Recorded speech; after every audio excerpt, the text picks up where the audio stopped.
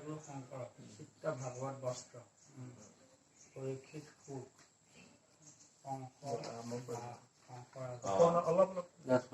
পৰীক্ষিত ৰজাক ভাগৱত সৃষ্টিৰ বিষয়ে কৈছে ১ নম্বৰ। ২ নম্বৰ দৈৱকী বসুদেৱৰ বিবাহ, কংসৰ দাস, কংস ৰজা, কংসৰ সেৱক, বসুদেৱৰ পুত্ৰ কৃত্ৰিমন্তক সত্যক ৰাখি দিছে।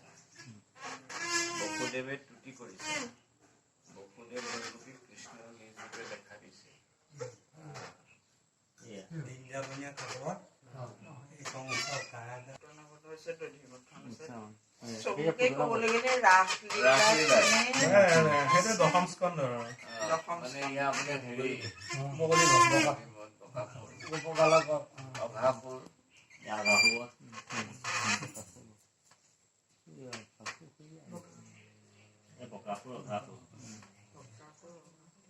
আখৰবোৰ লিখা আছে মই জনা নাই। এই গ্ৰন্থত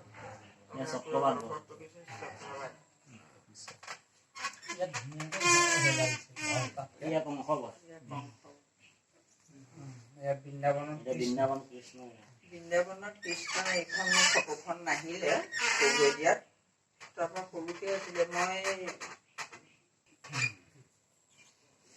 এমাহ সম্পূৰ্ণ ললে। এখেতে মোক দেখুৱাবলৈ মানে গৃহলৈ মাতিছিলে। মই বোলো নহয় সত্ৰলৈকে লৈ আহোঁ, বৈষ্ণৱসকলেও চাব।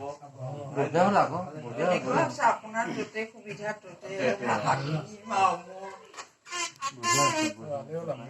কৃষ্ণৰ গোপী বস্ত্ৰ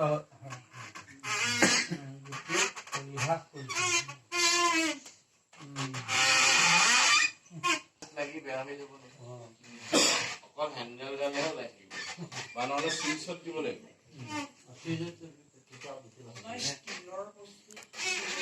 কাঠত দিলে কোনে ধৰিব? নহ'লে ঘূৰা চুইচ এনেকুৱা আমি বেলেগ বনাব লাগিব।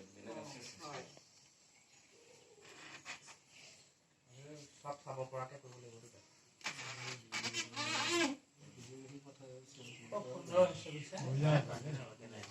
কিন্তু আপুনি চানেকি নোহোৱাকে কৰিছে এইটো বহুত ডাঙৰ। আপোনালোকৰ আশীৰ্বাদ ভগৱন্ত প্ৰভু কিবা